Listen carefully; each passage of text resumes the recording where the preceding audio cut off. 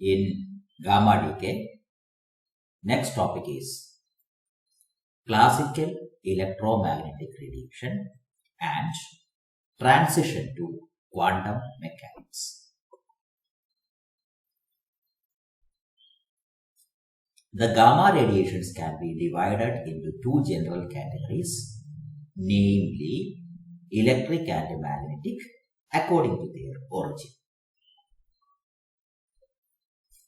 Electric radiations arise from changes in the distribution of electric charges in the nucleus, whereas magnetic radiations arise from changes in the distribution of magnetic poles or in the current distribution in the nucleus, magnetic poles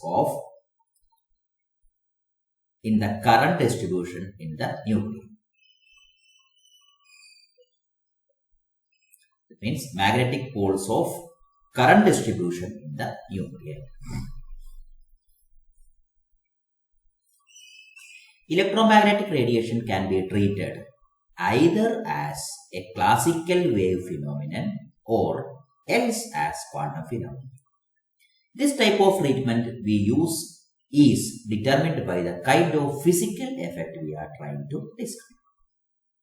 For analyzing radiations from individual atoms and nuclei, the quantum description is most appropriate. But we can more easily understand the quantum calculations of electromagnetic radiation if we first review the classical description. That is why in our textbook, first we will discuss the classical concept, then we are transformed to the quantum conditions. Classical electromagnetic radiation. Static distributions of charges, that means constant with the time, that means a constant charge. And the currents, that means static currents, give static electric and magnetic fields. These fields can be analyzed in terms of the multiple moments of the charge distribution, and they are dipole moment, quadrupole moment, etc. These multiple moments give characteristic fields, and we can conveniently study the dipole field, quadrupole field, and so on. Characteristic field means, as you know, if you consider a single charge, its field varies as 1 by r square. And if it is a dipole, that means two charges, it varies as 1 by r cube, etc. You know that. So that is a particular characteristic variation. If the charge and current distributions vary with time, particularly if they vary sinusoidally with circular frequency, that means with the frequency omega, a radiation field is produced. The radiation field, which is studied at a distance from the source, and we are assuming that the distance is much large compared to the size of the source. So the radiation field can be analyzed like the static field in terms of its multipole character. A static electric dipole consists of equal and opposite charges plus q and minus q, separated by a fixed distance z. The electric dipole moment is then d equals qz, that means one of the charges into distance between them. A static magnetic dipole can be represented as a circular current loop of current I enclosing area A. The magnetic dipole moment mu is Ia. We can produce electromagnetic radiation fields by varying the dipole moments. The method is, we can allow the charges to oscillate along the z-axis. That means along the z-axis they are placed, so that d varying with the time, dt is equal to qz cos omega t. Actually, initially we have qz, now it is qzt cos omega t, thereby producing an electric dipole radiation field. Similarly, we could vary the current so that for static it was Ia, now it is This I cos omega t is the varying current. So it is IA cos omega t. The alternating electric dipole can be regarded as a linear current element for which the magnetic field lines form circles, concentric circles with the z-axis. As we know, when a charge is moving, it means alternating electric field dipole means a charge is moving. So, when a charge is moving, definitely there will be current. So, a magnetic field will be also associated with that. And as we know, the magnetic field vector B is tangent to the circles. This is known to us if a current is passing through a wire. You are assuming that the magnetic field induction or magnetic field lines are circles around that. If you place your right hand grip rule, you know, if your thumb shows the direction of current, the curled fingers will show the direction of magnetic field. So it is when current is in the upward direction, the direction of concentric magnetic field is anti-clockwise. And what about the direction of E? The direction of electric field E must be this B and E are vectors. So E cross B is the direction of propagation of the radiation that is known to us. So E must be chosen so that E cross B is the direction of propagation of the radiation. The magnetic dipole has the magnetic field lines that we often associate with the bar magnet.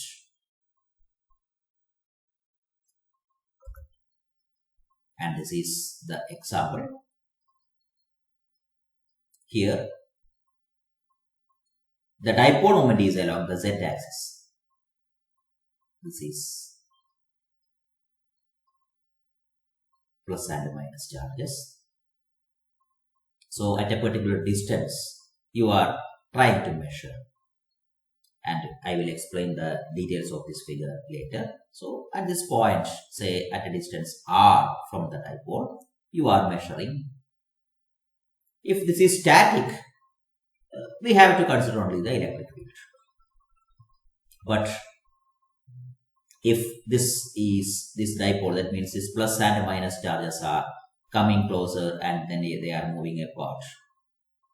With respect to time, you will be getting a varying electric field or not a static field. So, when the charges are moving, you have a current distribution also. So, correspondingly, a magnetic field will be there.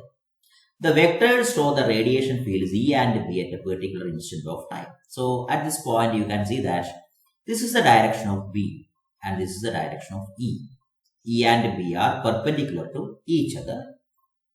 And always your E cross B, this E cross B, that means this is the direction of, this will be the direction of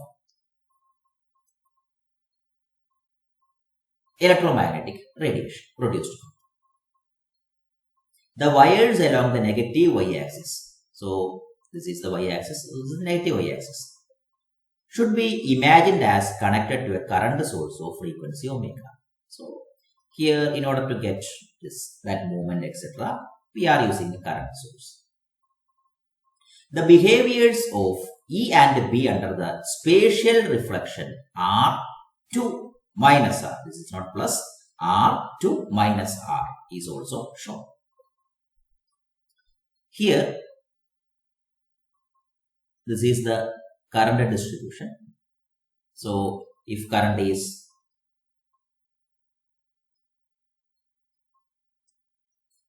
flowing, this is your direction of, that means if current is in the anti-clockwise direction, then only the upward direction for mu. This is the direction of mu. So, in this case, you can see that B will be this direction downwards and E to this direction. So, this is This is the direction r. So if it is changed to minus r, what happens is shown here. And this is regarding your parity conservation, etc., that we have discussed earlier. So under spatial reflection, here you can see that for electric field, this is B. B is changing to opposite side. E to this side, no change. But here, E direction E is changing, but direction of B is same. There are three characteristics of the dipole radiation field that are important for us to consider. The power radiated into a small element area in a direction at an angle theta with respect to the z-axis, and it varies as sine 2 theta. So, if this is the direction of z-axis, this is theta. So, that power radiated is normally varying as sine 2 theta.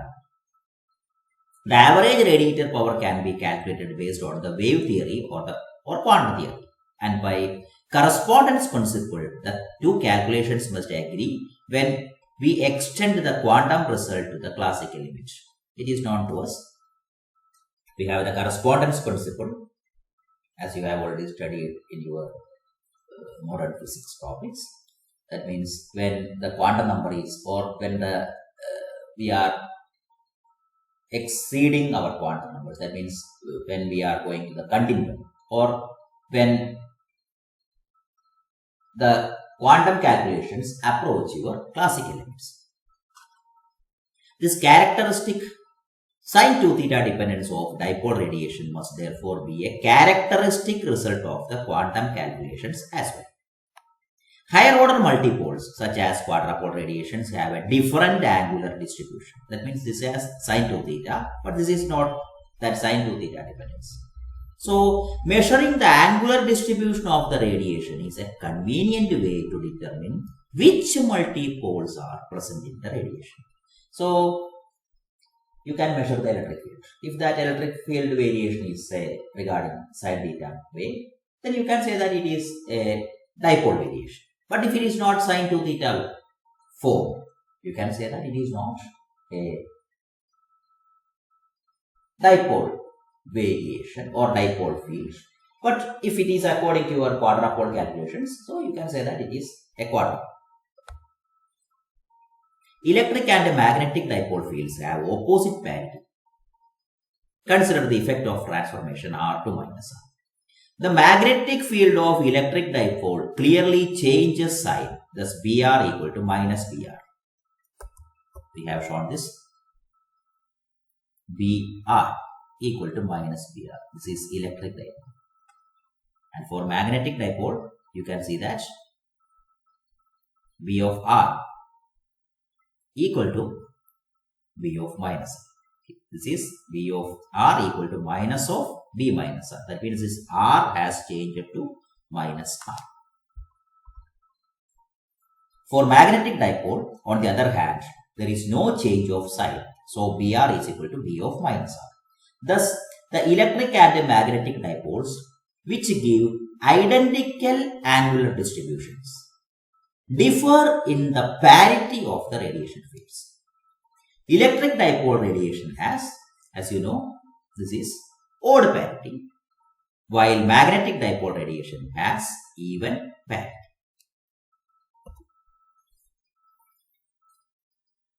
The average radiated power, that means energy radiated per unit time for electric dipoles is P equal to 1 by 12 pi epsilon 0 omega raised to 4 C cube d square.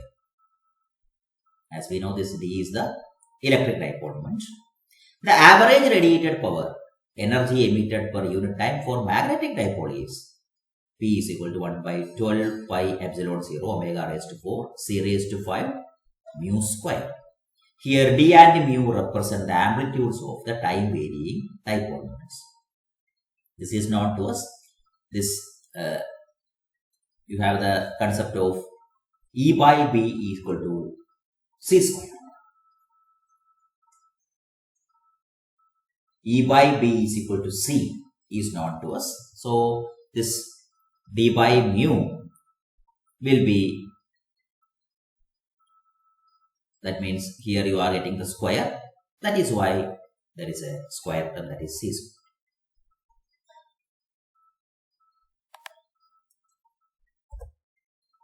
We can extend these properties of dipole radiation to multipole radiation in general. We define the index L of the radiation so that 2L is the multipole order. That means L is equal to 1 for dipole, L is equal to 2 for quadrupole, and so on. That means you are normally saying that with the power 2L. 2L means when L is equal to 1, it is a dipole. And when L is equal to 2, that is 2 into 2, 4, that is a quadrupole. Quadra means 4. With E for electric and M for magnetic, we can generalize the three properties of dipole radiation. So, we will start with the dipole radiation. That concepts can be applied to higher orders. The angular distribution of 2 raised to L pole radiation.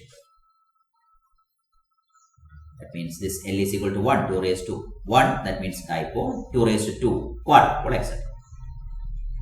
Relative to a properly chosen direction is governed by the Legre pole.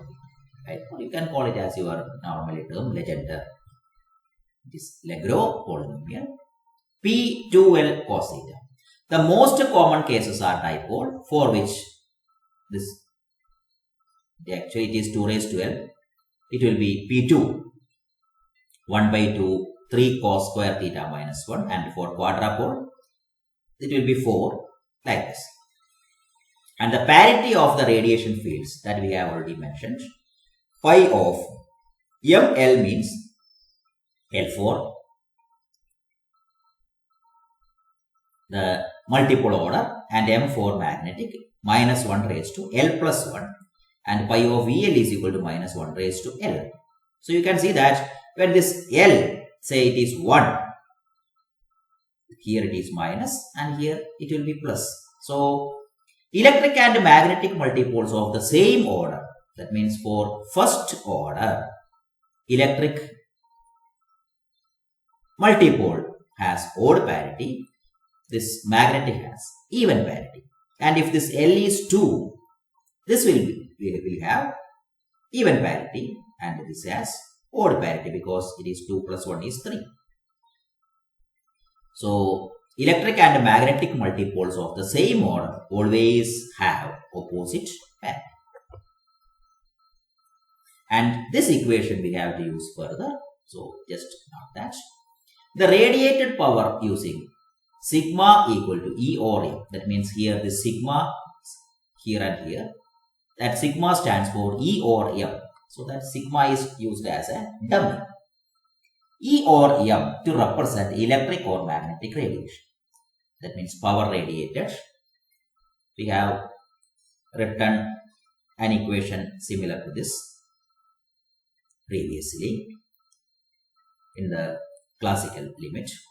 This P of sigma L is equal to 2 into L plus 1 into C by epsilon 0 L 2L plus 1 double factorial square omega by C to raised to 2L plus 2 M of sigma L the square, where M of sigma L is the amplitude of the time varying electric or magnetic multipole moment.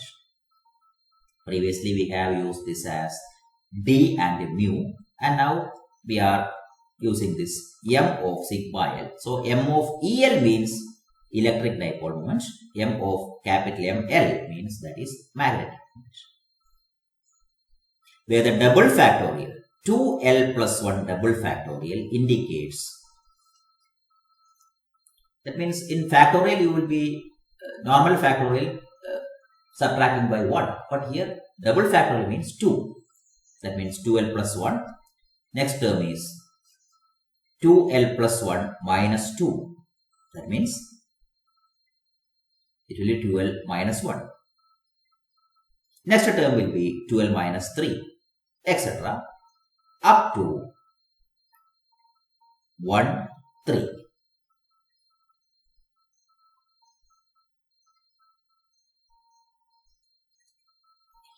Because this 12, it is always an even term.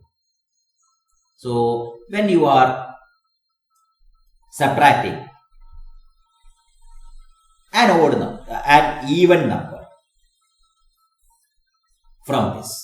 So first this is an even number. From that you are subtracting 1 or you are adding 1. So always you will be getting an odd number. So this is plus 1, an odd number, minus 1. Then here again minus 2 means minus 3. Then minus 5, minus 7, minus 9, etc. Always you will be getting odd numbers. So you will be reaching like a 3 into 1. Last term will be 1. And now 4, 2 or 6, etc. will come here. So this is the general form of this 12 plus 1. Double factorial. That double factorial again it is 12 plus 1 into 2l plus 1 minus 2, 2l plus 1 minus 4, etc. And this is the form. The generalized multipole moments m sigma l differs for L is equal to 1 from the electric dipole moment d and magnetic dipole mu through the same relatively unimportant numerical factors of the order of unity. There is some difference between these two terms for electric and magnetic, but we are neglecting. From now on, we shall deal only with the generalized moments in our discussion of gamma radiation. So, we will generally say that a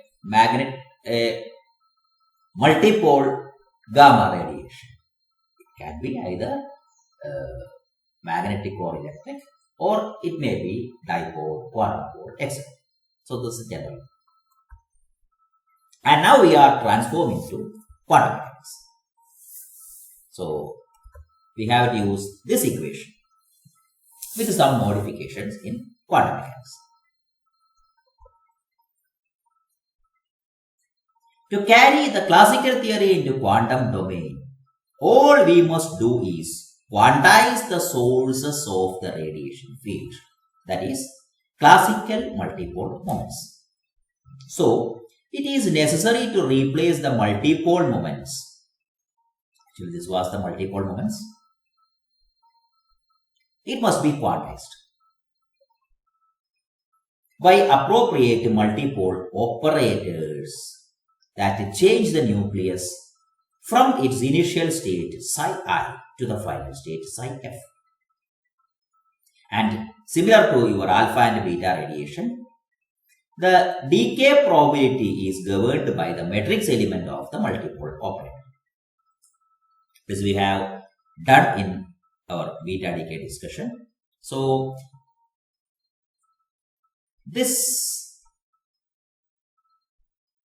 matrix element of the multipole operator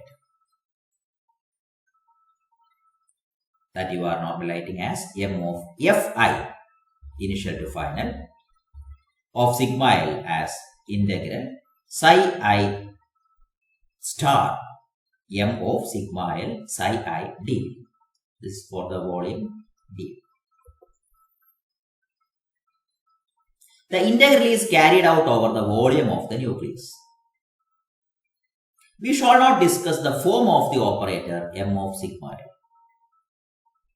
This is the form, what it is not to us, except to say that its function is to change the nuclear state from psi I to psi f, while simultaneously creating a photon of the proper energy, parity and multipole order. So, it is changing from I to f.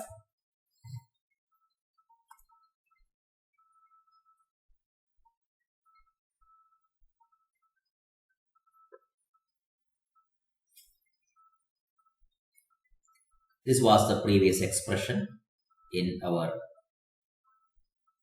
classical domain. If we regard the power radiated as the energy radiated per unit time in the form of photons, each of which has energy h cross omega. Normally it is h nu, and that nu can be written as 2 pi nu as omega. So if you multiply that nu with 2 pi, it will be 2 pi nu, that is omega. So you have to divide that h with 2 pi. That means h cross omega. Then the probability per unit time for photon emission, and that is you are calling as the decay constant, is given by. So classically you will be writing as P of omega L, power radiated. So here the power radiated per second, that means work done per second, is known as, it is energy radiated per second. Then this h cross omega is the energy. So corresponding to this power by energy, you are considering as the probability or decay constant. Sigma of lambda of sigma L is equal to P of sigma L by h cross omega. In this equation, here you have 2L plus 1. There's a C here. And here you have epsilon 0, h cross. You are dividing this with h cross omega. So here you have an omega. While dividing with omega, one omega cancels here. And also you can cancel one C here. So that is 2 into L plus 1, epsilon 0, h cross, L into 2L plus 1 double factorial square into omega by C, 2L plus 1, and this is the matrix operator. Here it was simply M, and here change to operator MFI sigma L the square. This expression for decay constant can be carried if we evaluate the matrix element M of sigma L. The evaluation requires knowledge of initial and final wave functions. And we have already discussed that the knowledge of nuclear wave function is not a simple one. We can simplify the calculation and make some corresponding estimates of the gamma ray emission probabilities if we assume that the transition is due to a single proton that changes from one shell model stage to another. And this is a simple concept. We have already studied the shell model. So from one shell to another shell, your proton is changing. Due to that, there is a distribution of charge. And corresponding to that distribution of charge, there will be a variation distribution of current. So there will be a change in electric and magnetic fields. Based on this concept, and it was proposed by this Blatt and Wyckoff, have shown that MFI sigma L, that you can write as 3 by L plus 3 R raised to L, where capital R is equal to R0 A raised to 1 by 3 is the radius of the nucleus. So this is the L is the multipole order and R is the radius. So we have these two equations, lambda of sigma L and similarly expression for MF. So according to Blatt and Wyckoff, the result for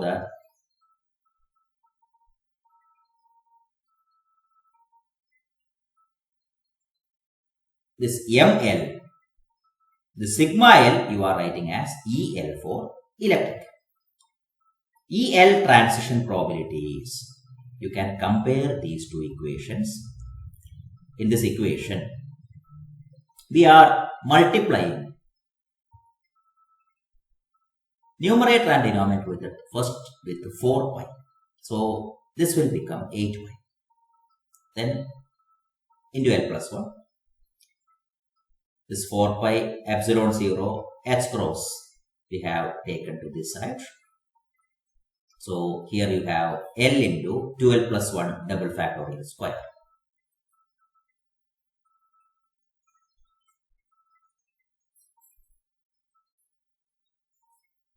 Here it is E squared by 4 pi epsilon 0 h cross C.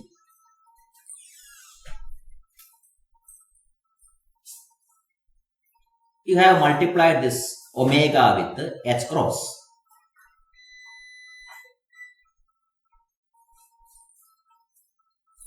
So again, you have to multiply this c with the h cross, that is e by h cross c raised to 2l plus 1.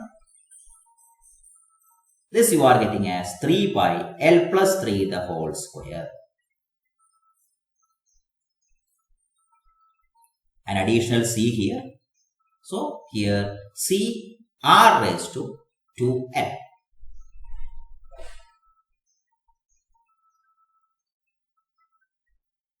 So this is an approximate way of writing because you have assumed this quantity.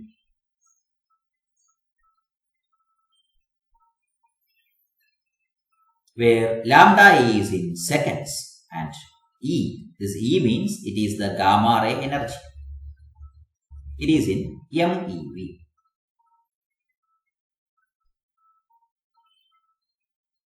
So here a term E has. In some books, they will be writing E here also. That means you have an E here. That is why that E square is coming here. For magnetic transitions, the matrix element, there is a difference. Previously it was L plus 3 here and now it is L plus 2 and R raised to L minus 1. So the equation is like this.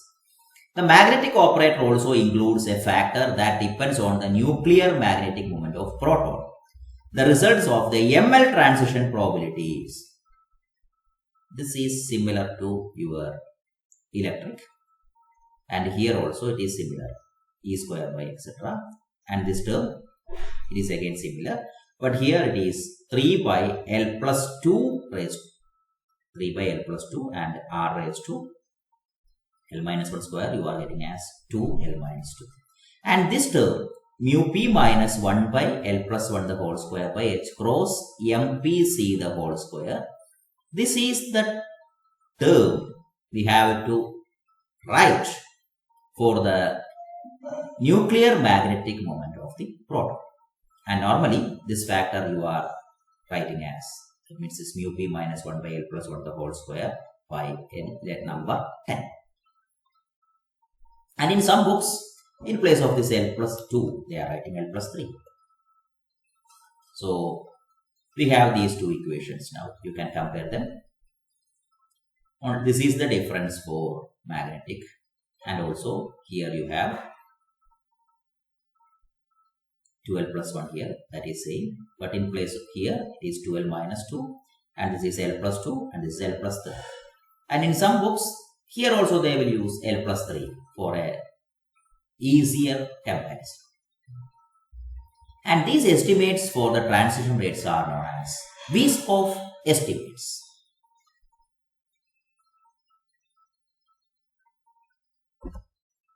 Based on Vyskov estimates, we can immediately draw two conclusions about the transition probabilities.